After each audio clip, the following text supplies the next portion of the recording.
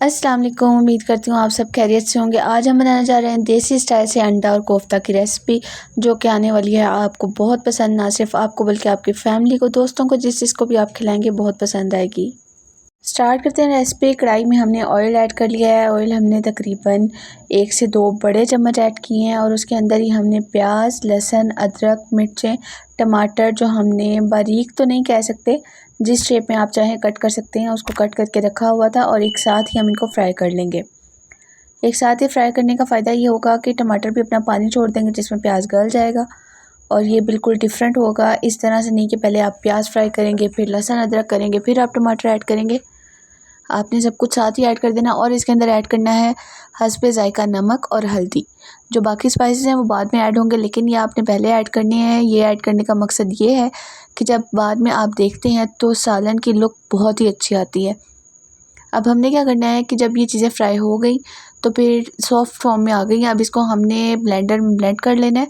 Blend करके soft सी इसकी gravy तैयार कर लेनी है। उस ग्रेवी को हमने ब्लेंड करने के बाद जो ऑयल हमने पहले से बचाया हुआ था उसके अंदर ऐड कर देना है। अगर आपको ऑयल कम लग रहा हो तो आप थोड़ा ज़्यादा ऐड कर सकते हैं और फिर उसके बाद ये मसाला, जो ग्रेवी हमने तैयार किया, वो आप इसमें डाल दें।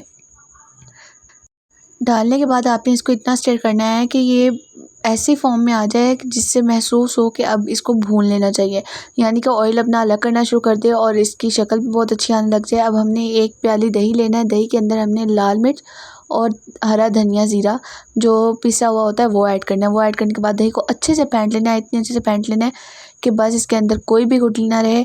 और साथ ही साथ हमने इसमें ऐड करना है तिक्का मसाला। तिक्का मसाला ऐड करना ऑप्शनल है, लेकिन अगर आप चाहें तो आप डाल सकते हैं अगर आपके घर में मौजूद हो, क्योंकि कोफ्ते की रेसिपी और कोफ्ते के अंदर बारबेक्यू टेस्ट देने के लिए तिक्का मसाला ज़रूरी है।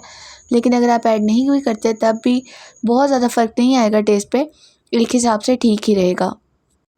ग्रेवी को हमने भूनने के बाद कवर कर दिया है। कवर करने का मकसद ये है कि थोड़ा ऑयल अलग हो जाए और ग्रेवी मज़ीद पक जाए।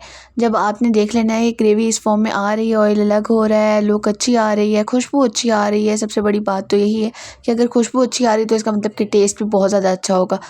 फिर भी आपने इसको हिलाते रहना है, हिलाते रहना है, इतना हिलाना है कि ये पक पक के कम हो जाए।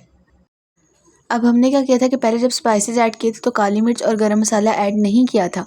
अब हमने भूनते हुए काली मिर्च और गरम मसाला हस्बे ज़ायका इसमें शामिल कर देना और शामिल करने के बाद इसको दोबारा से भूनना है। जितना ज़्यादा अच्छा आप इसको भूनेंगे, फ्राई करेंगे, उतना ही ज़्यादा अच्छा इसका टेस्ट होगा और उतनी ही अच्छी इसकी लुक और प्रेजेंटेशन होगी। ये देख सकते हैं भून भून के ऑयल अलग हो गया है, ग्रेवी भी बिल्कुल भी चिपक नहीं रही है और साइड से अलग होना शुरू हो गई है। साथ साथ आप थोड़ा थोड़ा ऑयल ऐड करते जाएं, क्योंकि बाज़ लोग बहुत ज़्यादा ऑयल पसंद करते हैं, इसलिए वो भी डालते जाएं। ऑयल ऐड करने का मकसद ये है कि लुक इसकी शानदार आ जाती है। ये देख सकते हैं कि बिल्कुल रेड रेड भी होना शुरू हो गए और साथ में ही टेस्ट भी बहुत अच्छा लग रहा है। अब हमने जो कोफ्ते फ्राई किए, जो कोफ्ते फ्रीज़ किए हुए थे, वो भी मैंने घर पे बनाए थे, उसकी भी रेसिपी इंशाल्लाह आपके साथ शेयर करेंगे कि फ्रीज़ कैसे कर सकते हैं। और ये भी कि कोफ्ते सख्त ना हों, बिल्कुल सॉफ्ट सॉफ्ट से बने, टेस्ट भी अच्छा हो उनका और बिल्कुल बाहर वाला लुक आए जो आप रेस्टोरेंट्स में खाते हैं, या फिर आप रेडीमेड किसी भी ब्रांड के कोफ्ते लाकर या कबाब लाकर फ्रीज़ किए हुए उनकी ग्रेवी तैयार करते हैं या फिर वैसे फ्राई करते हैं। ये देख सकते हैं मैंने फ्रीज़ किए हुए थे। फ्रीज़ हमने इसको इस तरह से किया था कि बॉल्स बनाने के बाद इसको हमने लाइट लाइट फ्राई कर लिया था और फिर फ्रीज़ किया था, इससे ये टूटते नहीं हैं। इसको अब हमने दोबारा से फ्राई नहीं करना, क्योंकि ये लाइट फ्राई हैं, शैलो फ्राई किए हुए हैं। अब इसको हमने सिर्फ ग्रेवी के अंदर रखना है। ग्रेवी के अंदर रखने से क्या होगा कि ये सॉफ्ट रहेंगे, सख्त नहीं होंगे। अगर आप इसको फ्राई कर लेते हैं, फ्राई करने के बाद ग्रेवी में रखते हैं, तो ये हार्ड हो जाते हैं और फिर हार्ड होने के बाद वो मज़ा नहीं आता और टूटते नहीं हैं जल्दी, तो फिर वो टेस्ट भी नहीं रहता। इसको हमने ग्रेवी में रखने के बाद थोड़ा सा पानी ऐड कर देना है, क्योंकि ग्रेवी कम हो रही थी, सूख रही थी। पानी ऐड करने से ये है कि ये कोफ्ते भी अंदर तक गल जाएंगे और सॉफ्ट भी हो जाएंगे।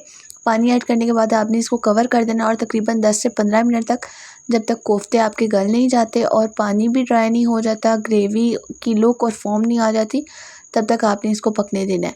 तो ये देखिए जी, कोफ्ते हमारे अल्हम्दुलिल्लाह तैयार हो चुके हैं। अंडे जो हमने बॉयल किए थे उसको हम इसके ऊपर गार्निश कर देंगे, साथ साथ लगा देंगे, ताकि अंडे भी थोड़े गर्म हो जाए और उसमें भी टेस्ट अच्छा सा आ जाए।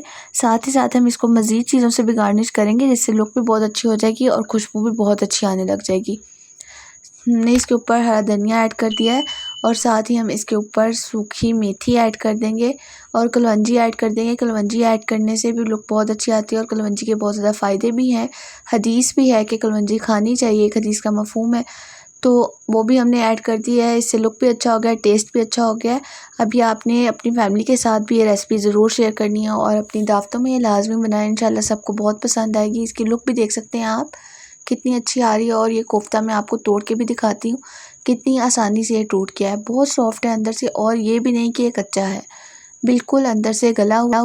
हमारी रेसिपी आपको पसंद आई हो तो हमें लाइक और सब्सक्राइब करना मत भूलें। हमारे चैनल को ग्रो करने में हमारा साथ दें। मिलते हैं आपसे नेक्स्ट वीडियो में। इजाज़त दें। अल्लाह हाफ़िज़।